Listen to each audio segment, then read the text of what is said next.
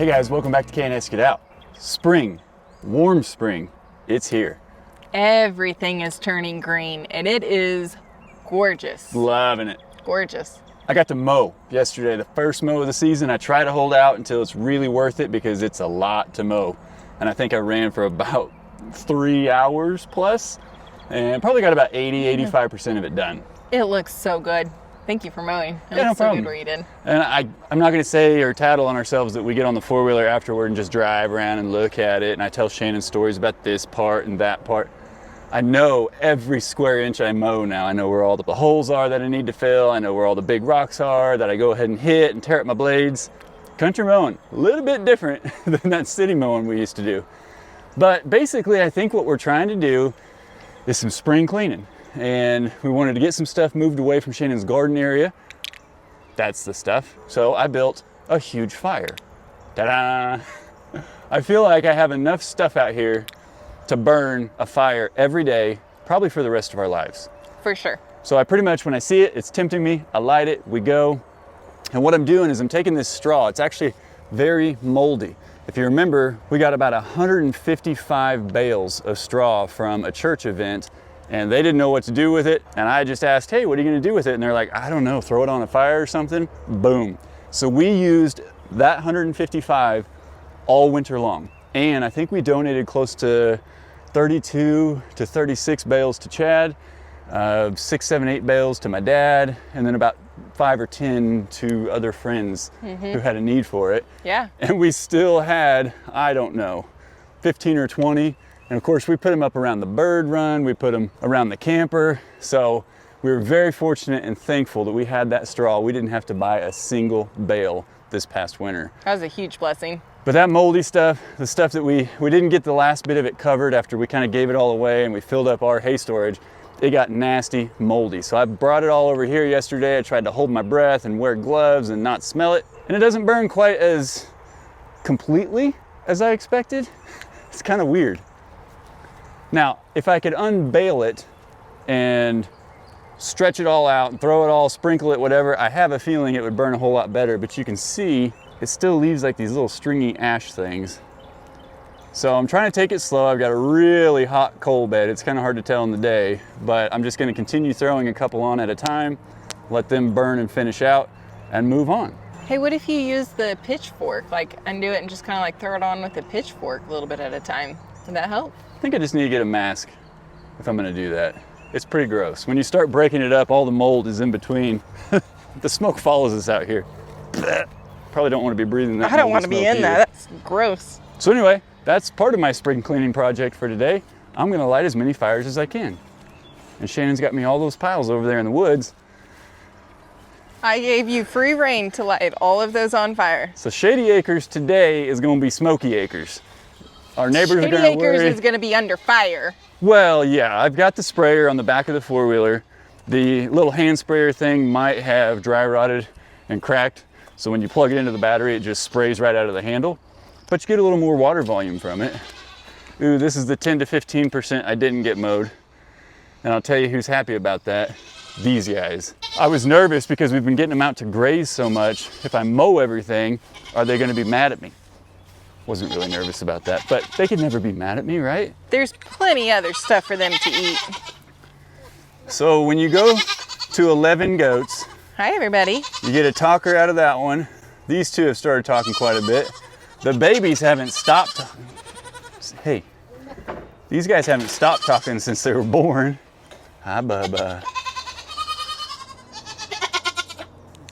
Lou is so smart. She already has her babies in this nursery over here. They are ready to eat. Incoming. Hercules. Come on, Herc. Come on, bub. Come on. All the way. I thought you wanted me Good in there, job. Mom. You guys are so good. Hands down, the best listeners out of all of the goats. With one exception I'll talk about here in a little bit. Uh-oh. Miss Daisy tried to break my arm yesterday. What? Daisy. Cute little Daisy. Daisy can't break your arm. She tried. What? I promise you. What'd she do? She tripped me. Okay. She didn't trip me. A stick tripped me, but it was her running from me that got me tripped up. And I landed on a rock on my hand, full body weight. I haven't done that in years. And it, yeah, when you get older. Didn't feel too good, did it? You get older, that stuff stings a bit, man. It was a rough ride for a few hours. Miss Daisy. She didn't mean to. Well, I don't know. Okay, hi. Yes, thank you for keeping everybody safe. Is this Koopa? That's Koopa. Hi, Koopa Loop. How dirty are your hooves, my man? It's okay. I'm already pretty gross. I'm getting the fire going and everything. Look how big he is. Hi, Herc. I can hear. Hi, buddy. I can hear him sniffing. Hi, Herc. Hi. Hi, buddy. You're pretty close this morning. I know. Is this a new hat? You need to smell it all down. Hi. I like your hat. Thanks. Spruce, Yeah, what have you been up to this morning, huh? I've been working out. Oh, yeah? Yeah, you see how aerodynamic I am? Woo, woo, Yes. look at you. Very aerodynamic. Get out of here, Herc. It's my spotlight. All right, tell me all about it. Look What at me. you been doing? Look over here, Mom. Look. I dropped a few LBs. I ordered a new bathing suit, so I'm ready to go to the beach. Oh, wow. Looking good. You are looking good, dude. Good job. The grazing and them consuming so much natural forage has been so good for them. Oh, yeah. The problem it poses for Shannon and I, they want out all the time, specifically after about 1 or 2 in the afternoon, maybe a little bit later as it's starting to get warmer. And they cry. I mean, if they see us outside, if we've got Bruno out walking him, or if I'm just doing chores or whatever, every time you come into their vision, meh, meh, meh, and then they all get going, and it's just harmonious, terribly off key, but it's a lot. And we don't have the perimeter fence. We don't have another section that we can enclose for them so that we can just get them out and let them go. So we're babysitting. Mr. Herc's out with his e-collar, not his leash. He's doing wonderful at that. And they have a lot of fun, but boy, it's a lot of time for Shannon and I. It is. And a lot of steps and following. And yes, we know we need a perimeter fence. Trust us. It takes time, it takes money, it takes effort. It's a lot of work, guys, so we're doing the best that we can. Bear with us. That's all I have to say. You got in trouble. I think I went on a little bit of a rant. I'm sorry. I'm so sorry. I know that Shannon voice. It's border. Yeah, I would maybe not mention the perimeter fence again. It'll come eventually, guys, but we're 2 people. That's it, 2 people. Kyle's gonna back away from me now. I'm gonna stay out of the... Okay, let's go get the goats some feed and get them going for the morning. If I can make a suggestion, I probably wouldn't comment and say, you gotta get a perimeter fence. Don't do it. So we are 20 acres, and that is a lot of perimeter. We only have some barbed wire on one side that's technically from the neighboring property, and it's in really bad shape, mostly from dead trees and limbs that are technically from our property, which it was from before it was our property.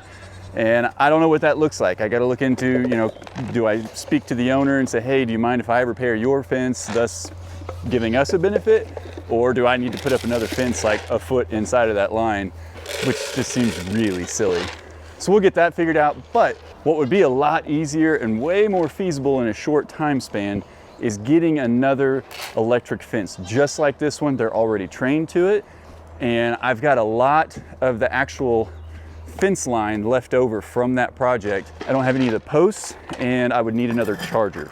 They make solar chargers, ton of solar chargers, but ideally with 11 goats, I'd really like to give them probably 3 to 5 acres to work on. And that way they could not keep it all dead or gone like they do down in Goatville.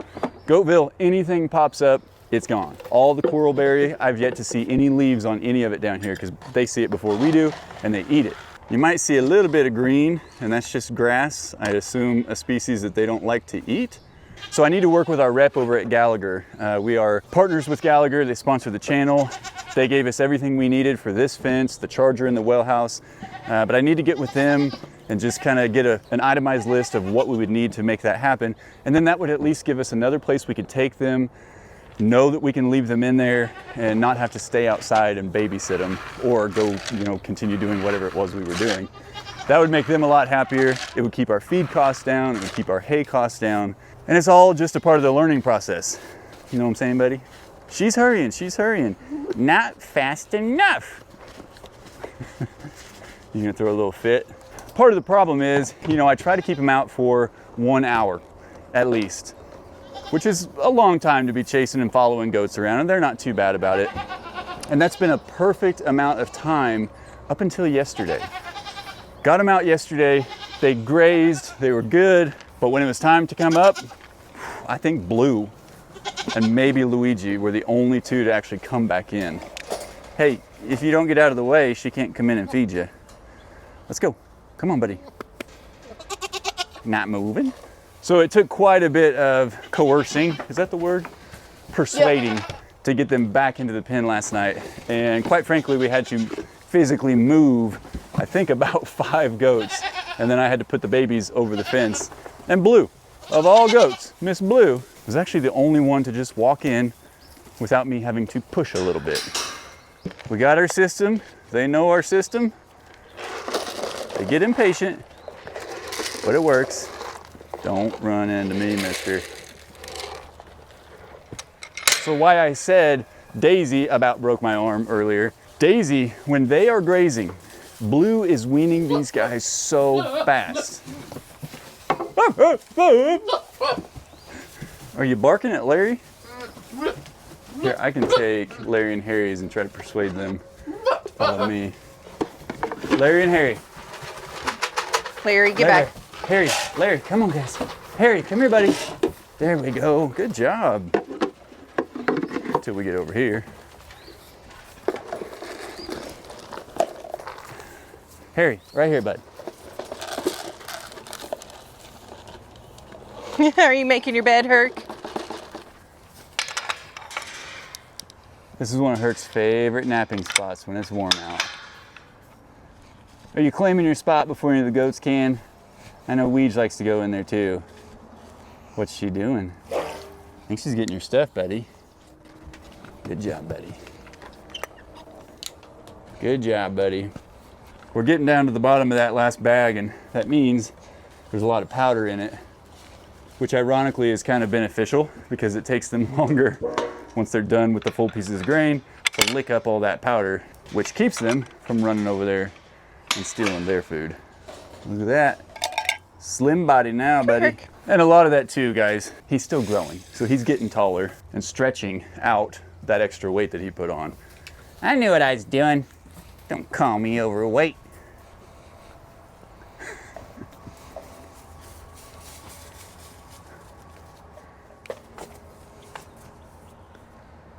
Little brotherly sparring.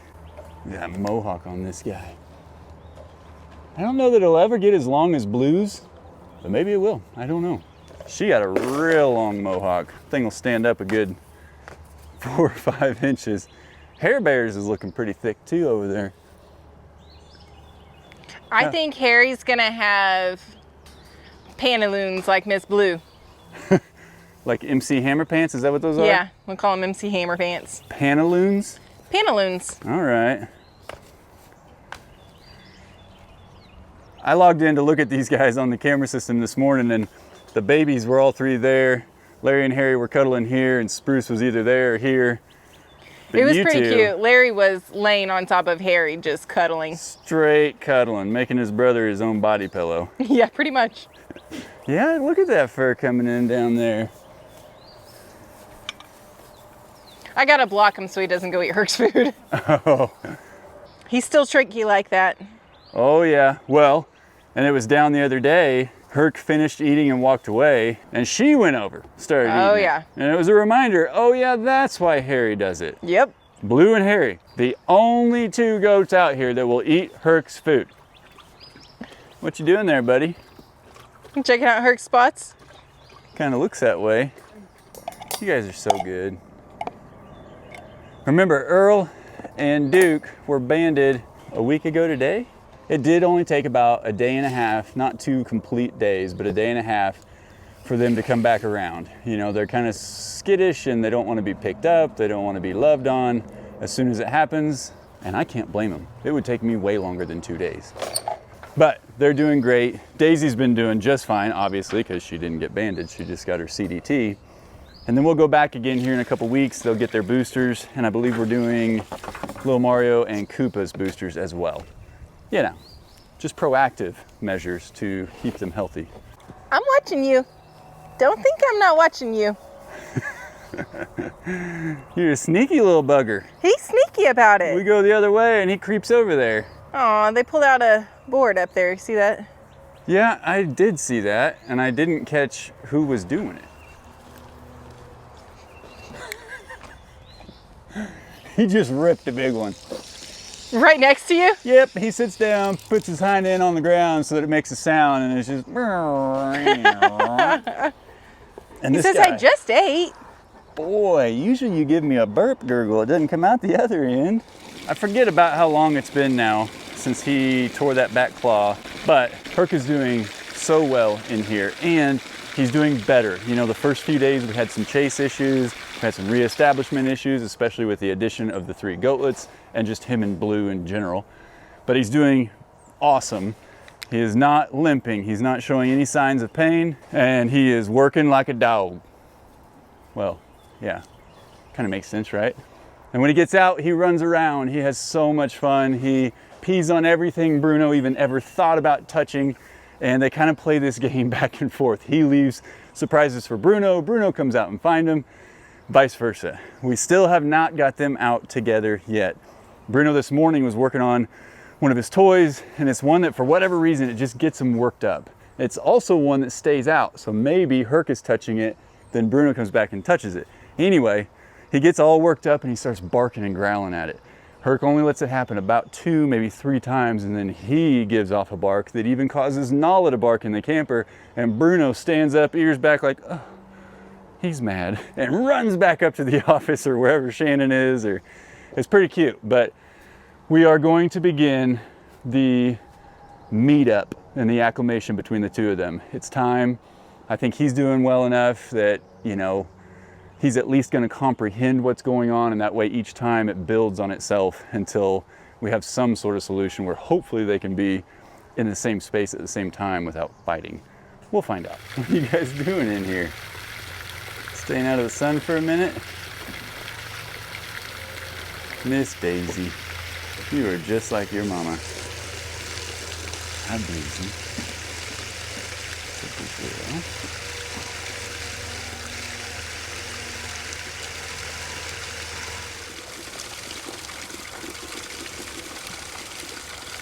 I think Koopa was headed in there to disrupt the Blue party. And Blue says, nah, you go on back.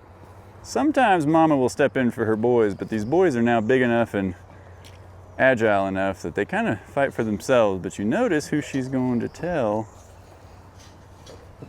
about Koopa coming in there.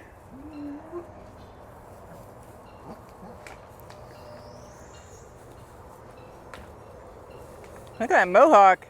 It's beautiful.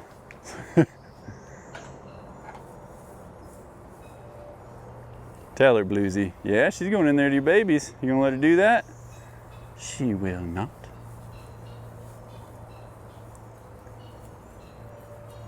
Hi, Mama. Is Blue harassing She runs you? this pen. She does. All with the exception of Hercules. And Luigi. But again, she controls Luigi. Yeah. Queen Blue. Goodness. You get all your long fur riled up whenever you're... You do look kind of intimidating, lady. Nose is flared. You're okay. Spruce man. Yeah, what up? When we getting out, Dad? Come on. Is he down in his bowl he just made? Yeah. He was in there, and little Mario's in his house. Hey, little guy, what are you doing? That's so sweet of you to share, Herc. He doesn't love being in there when it gets warm out. He likes somewhere out here with a little more breeze. Yeah, look at him. I think as he's digging down in that, there's some moisture and it's nice and cool to him. You're so handsome, Herc. That's a good boy. His pool is out, so he can get in there and cool off. We freshen that water every day. Twice. Get him, buddy. Speaking of pools, I also filled up Bruno's pool for him yesterday, and he had a heyday in that while I was working on my garden bed. Yeah, so you had him out quite a while. He was out a long time. Working hard. That tongue running all over the place. Yeah, man. When you see him panting and that tongue's flopping around, he is living his best life. It was pretty cute. I didn't have a leash or his harness on him or anything, and I just let him run all over the place wherever he wanted to go. And you loved it. were working on the garden stuff. I took the mower up front and started up there, and he stayed with you. And yeah, he would go over to the camper and he would go up like under the trailer, but he stayed within the vicinity. He stayed pretty close. I was pretty proud of him. That's great. Yeah. Coming along. He did good. We just need some love, apparently. Well, of course. This guy is so funny. That's it. He loves to be brushed. I think he just loves any attention he can get. He sure does. Looking good, dude. Well, you know. Blue likes when I'm a little thinner. Hey. Hey. What's up? Just seeing what you're doing. You got more grain for me? No, Why you holding the containers like there's grain there for me? they're empty. Well, then get them out of here. I think he's working on it. You bossy. Well, you know, you think Blue's the boss. You wait till I'm just a little bit fuller growner. He's like, let me check them for you. Is there anything in Are that they one? really empty? Is that one good? What about this one? What do you think? Are they empty? They're not in here, Mom. It's annoying. Luigi's checking the other one.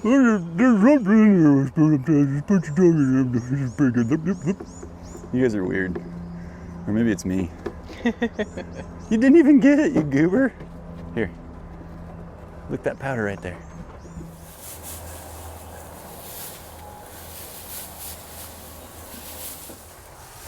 There were 3 goatlets in her mom's. It's not until Larry walks up here. No, Larry, no. Get in there, Larry Bear. Ooh, look at you. He got a little more speed on him with that slimmer profile.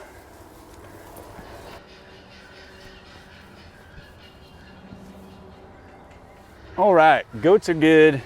It's guinea talk time. Man, you know how it is. We tell you this all the time, but they wait until dark to go up to their run and go inside, go to bed, and then we go up and we close them in. But if something spooks them, they're up in the trees. They're not in the run. It's, a problem. But Shannon and I went for our joyride on the 4-wheeler last night, wrapped it up right at dusk. I mean, it was almost dark. And the last guinea ran in the run once we pulled up with the 4-wheeler, so we were able to get all 7 in. Well, I had Bruno out later for his very last outing of the night and feeding, and I don't know why, I just heard something up there in the run. It wasn't the birds. It wasn't them making their audible noises, and it wasn't them, it wasn't a normal flutter or whatever, and I was like, man, I'm gonna go check that out. So I took Bruno up there, shining my flashlight, and I see 2 eyes down on the floor that I know are not guinea eyes, about this far apart. And I thought, great, there's something else in that run with them. And long story short, called Shannon. She brought me up what I needed to take care of the problem if there's a problem. And then she took Bruno for me. And so I took a little clip. It's actually interesting to me how this works. The guineas are so unaware of their surroundings at night in the dark that they had no idea that possum was in there. And so they're just making their little noises because I'm in there, but they're pretty still.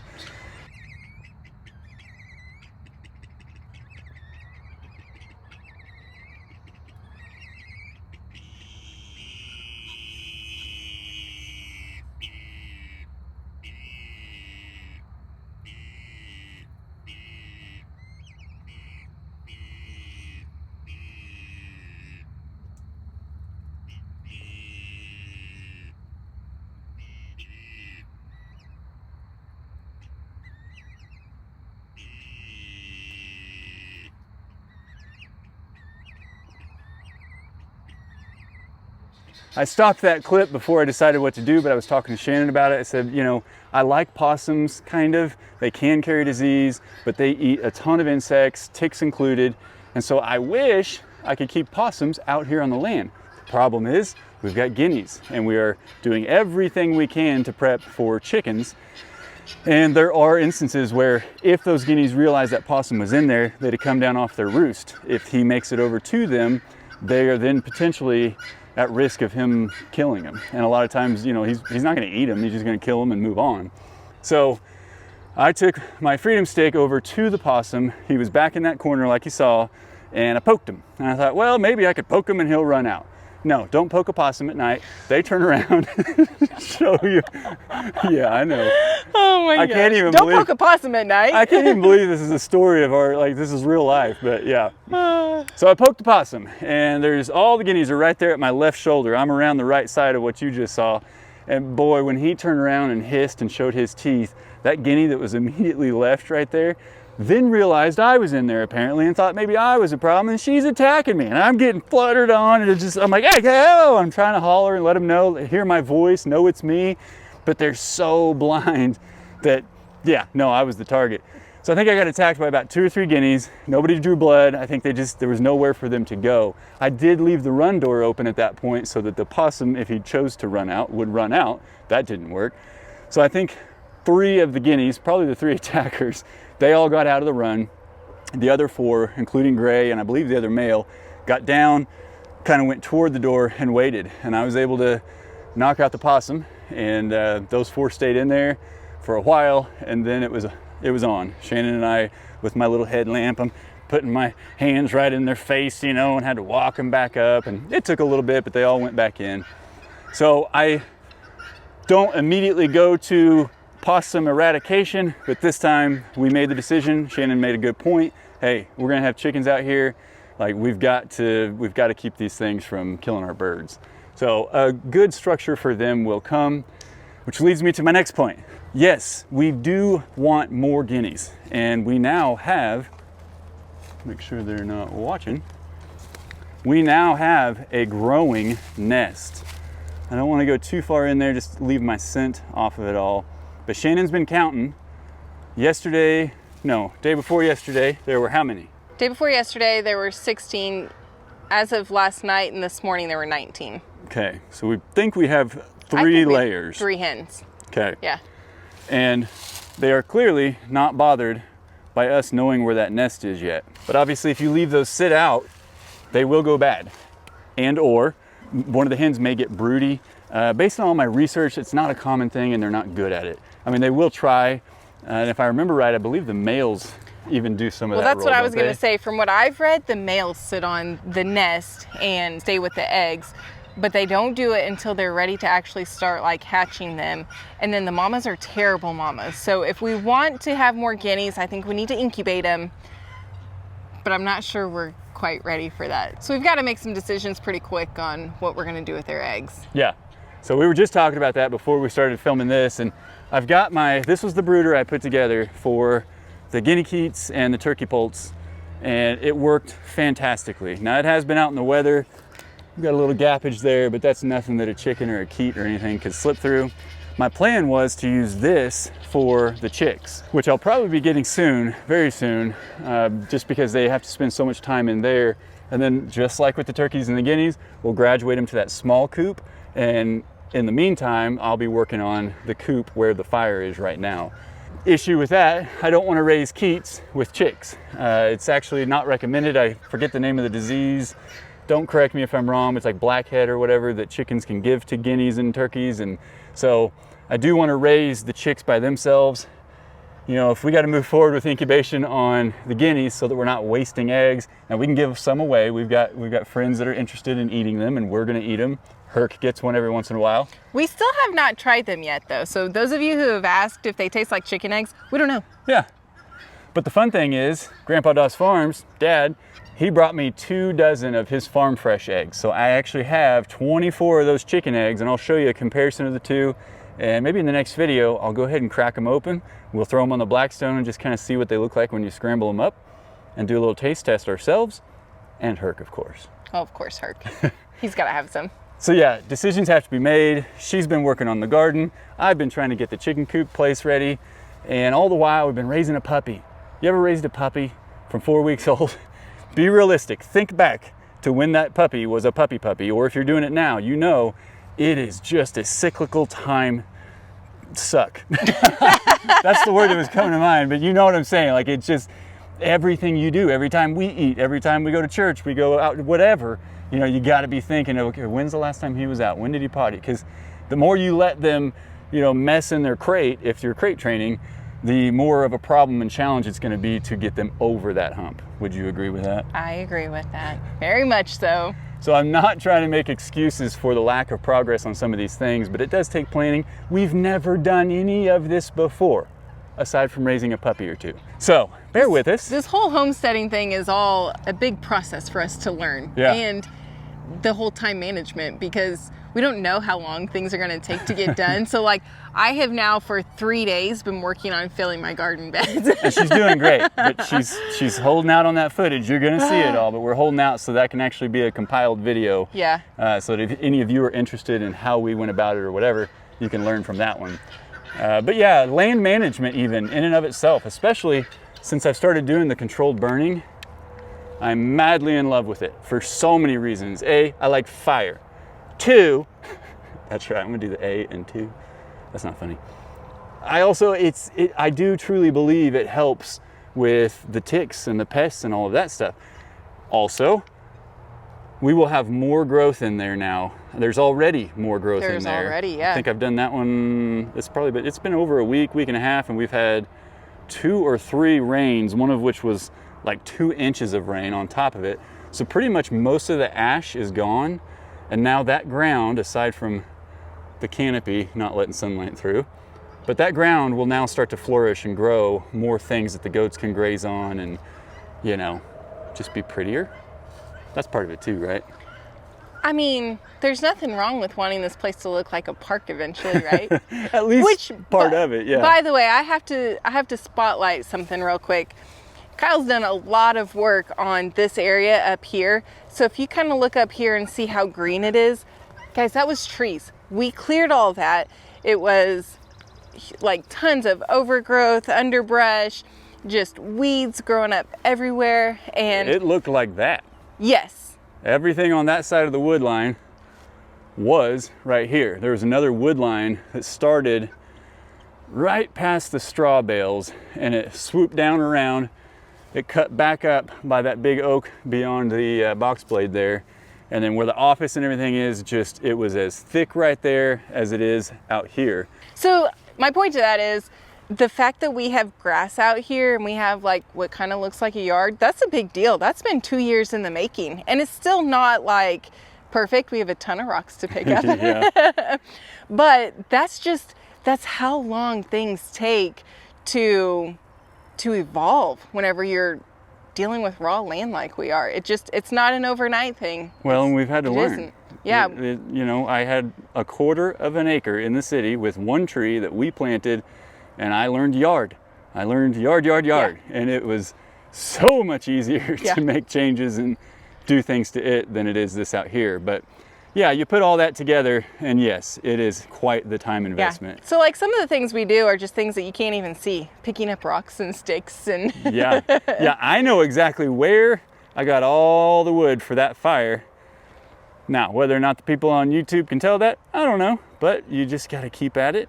Yeah. And then someday we'll be caught up-ish. But this, I mean, I feel like this is looking great. You've done a really good job turning this into what it is. And thank you. We're This getting down there. here, yeah, I mean, this down here was the same way. Yeah.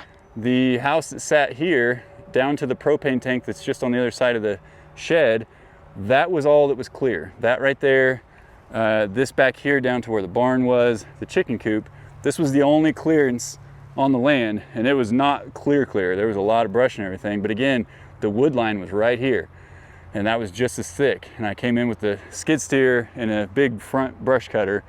It just went to town and made that available to us to use.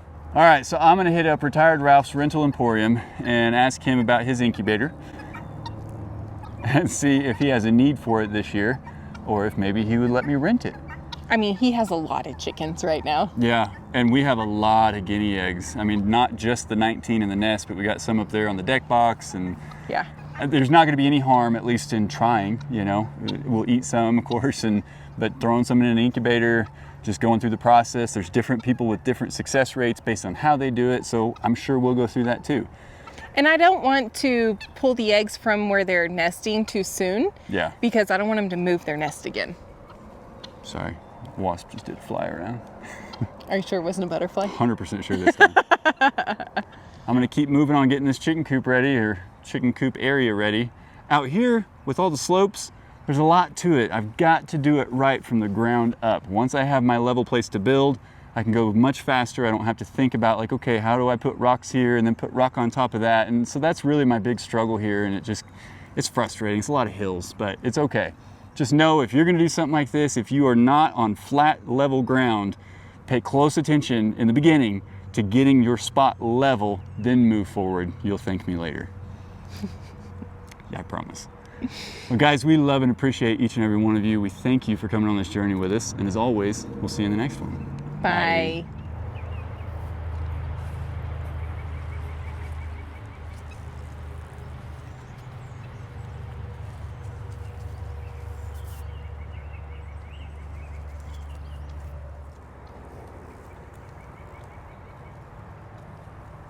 It's like they're playing hide and seek. Yeah.